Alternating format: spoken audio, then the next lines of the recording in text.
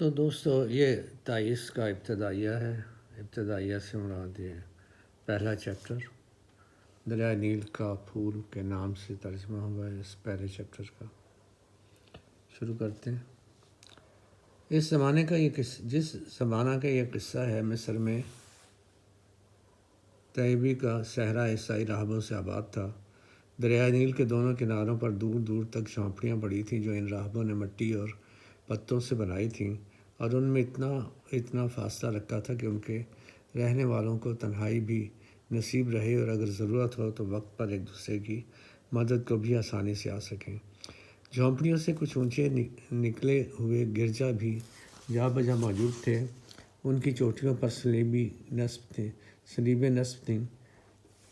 عشائے ربانی اور اسرار مسیحی کی رسوم کے موقع پر یہ تارک الدنیا عیسائی ان گرجاؤں میں جمع ہوا کرتے تھے۔ دریا کے کناروں سے ملے ہوئے مسیحی زاہدوں کے گھر تھے۔ یہ سب اپنے اپنے تنگ و تاریک حجروں میں علیحدہ علیحدہ رہتے تھے، مگر باہمی اتحاد بھی رکھتے تھے، جس کی غرض صرف یہ تھی کہ جو طریقہ گوشہ نشینی کا اختیار کیا ہے وہ خوش اسلوبی سے ہمیشہ برقرار رہ سکے۔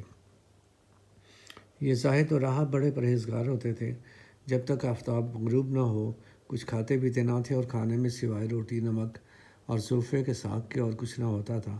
ان میں بعض راہب بالکل ہی ریگستانوں میں جا کر آباد ہوئے تھے۔ کسی نے کسی غار کو اور کسی نے کسی ٹوٹے ہوئے مقبرے کو اپنا گھر بنا لیا تھا، اور جہاں اور بھی زیادہ تنہائی میں زندگی بسر کرتے تھے۔ یہ سب لوگ ایک بہت نیچا کرتا پہنتے تھے جس کی پشت پر ایک رومال سا ہوتا تھا، جس کو الٹ کر سر ڈھک لیتے۔ رات کو بہت دیر تک وظیفے اور عبادت میں مصروف رہتے اور خدا کی حمد گانے کے بعد زمین پر بغیر فرش کے سو جاتے، اور ہر روز گناہوں کی تلافی میں کوئی نہ کوئی عجیب جسمانی تکلیف اٹھاتے۔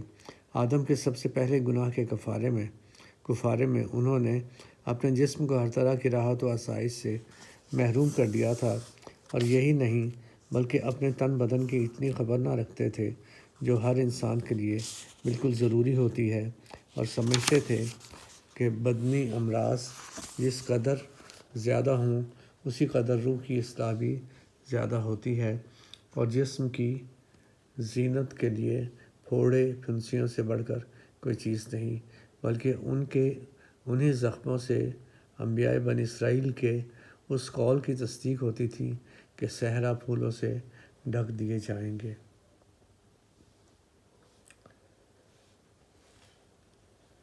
اس بیان مقدس میں جو لوگ دنیا چھوڑ کر بسے تھے، ان میں بہت سے لوگ تو صرف ریاضت اور نفس کشی میں اپنا کل وقت صرف کرتے تھے، اور بہت سے ایسے تھے جو کچھ روزی پیدا کرنے کے لیے درختوں کی چھالیں اتار کر ان کے ریشوں سے رسیاں بنا کرتے، یا جب فصل تیار ہو جاتی تو پاس کے زمینداروں کے ہاں جا کر مزدوری کر لیتے۔ بت پرست سمجھتے کہ یہ چور اور اٹھائی گیرے ہیں، اور جو راہزن قافلوں کو لوٹا کرتے ہیں ان سے میل ملاپ رکھتے ہیں، لیکن یہ سب باتیں غلط تھیں۔ ان راہبوں کو روپے پیسے سے بالکل نفرت تھی۔ وہ خدا کے نیک بندے تھے جن کی نیکیاں خوشبو بن کر آسمان تک پہنچا کرتی تھی۔ فرشتے نوجوانوں کے بھیس میں مسلمانوں کی طرح ہاتھ میں عصا لیے ان راہبوں کی بستیوں میں آیا کرتے، اور شیاطین بھی بستیوں اور جنگل کے جانوروں کا روپ بھر کر گمراہ کرنے کے لیے ان میں گشت لگاتے، اور جب صبح کے وقت یہ راہب اپنے اپنے برتن لے کر چشمے سے پانی لینے جاتے تو بھوتوں اور عفریتوں کے نقش قدم ان کو ریت پر نظر آیا کرتے۔ مذہبی نظر سے دیکھنے والوں کے نزدیک طیبی کا مقدس مقام بیابان ایک میدان کارزار تھا، جہاں عرش کی پاک اور تخت الثری کی خبیث روحوں میں ہمیشہ بالخصوص رات کے وقت بڑے بڑے ہنگامے برپا رہتے تھے۔ تحت الثری شیاطین کی فوجیں رات دن ان غریب راہبوں پر یورشیں کیا کرتیں، مگر یہ خدا کے نیک بندے فرشتوں کی مدد اور خدا کے فضل سے سخت روزے رکھ کر اور جسم کو طرح طرح کی ایذائیں پہنچا کر شیاطین کے حملوں کا جواب دیتے۔ بعض وقت نفس کی خواہشیں ان پر ایسی غالب ہوتیں کہ تکلیف سے چلانے لگتے، اور اس وقت ان کی آواز ایسی ہوتی جیسے بھوک میں بھیڑیے چیختے ہوں۔ خبیث روحیں اچھی اچھی صورتیں بنا کر ان کے پاس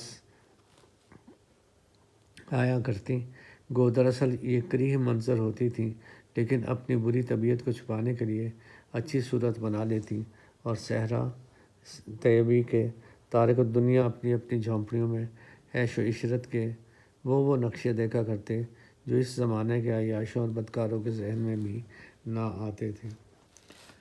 لیکن چونکہ سلیب کا سایہ ان پر تھا، اس لیے کسی بری بات کی تحریص ان کو نہ ہوتی، اور صبح ہوتی یہ خبیث روحیں اپنے اصل صورتیں اختیار کر کے دل میں نہایت شرمندہ اور خجل بھاگ جاتیں، بلکہ اکثر دن نکلنے پر کسی راہب کو نظر آتا کہ انہیں ناپاک روحوں میں سے ایک روح روتی پیٹتی بھاگی جاتی ہے، اور جب سبب پوچھا جاتا تو کہتی کہ یہاں ایک عیسائی رہتا ہے، اس نے مجھے ڈنڈے مار کر اور بہت بے عزت کر کے اپنے گھر سے نکال دیا ہے۔